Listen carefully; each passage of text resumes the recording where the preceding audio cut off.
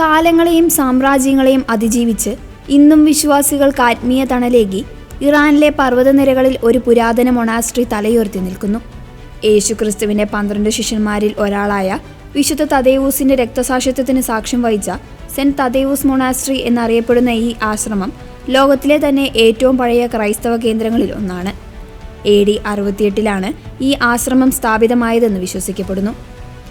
വിശുദ്ധ യൂദാ തദേവൂസ് രക്തസാക്ഷിത്വം വരിച്ചതും അടക്കം ചെയ്യപ്പെട്ടതുമായ ഇതേ സ്ഥലത്താണ് ഈ ആശ്രമം പണികഴിപ്പിച്ചിരിക്കുന്നത്. അർമേനിയ ലോകത്തിലെ ആദ്യത്തെ ക്രൈസ്തവ രാഷ്ട്രമായി പ്രഖ്യാപിക്കപ്പെടുന്നതിനും എത്രയോ മുൻപ് 1-ാം നൂറ്റാണ്ട് മുതൽ ഇവിടെ പ്രാർത്ഥനകൾ ഉയർന്നിരുന്നു എന്നത് ചരിത്രപരമായ പ്രാധാന്യം വർദ്ധിപ്പിക്കുന്നു.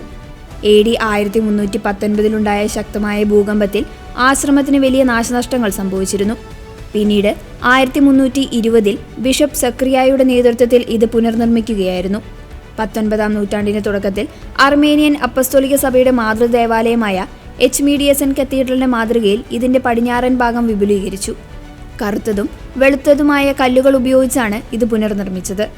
2008 യുനെസ്കോ ഈ മൊണാസ്ട്രിയെ ലോക പൈതൃക പട്ടികയിൽ ഉൾപ്പെടുത്തിയത്. അർമേനിയൻ വാസ്തുവിദ്യയുടെയും സംസ്കാരത്തിൻ്റെയും തീർത്ഥാടന പാരമ്പര്യത്തിൻ്റെയും ഉത്തമ ഉദാഹരണമായാണ് ഈ കേന്ദ്രം ആഗോളതലത്തിൽ അംഗീകരിക്കപ്പെട്ടത്. ഇന്നും ഓരോ വർഷവും ജൂലൈ മാസത്തിൽ ആയിരക്കണക്കിന് തീർത്ഥാടകരാണ് ഈ പർവ്വത താഴ്വരയിലേക്ക് ഒഴുകിയെത്തുന്നത്.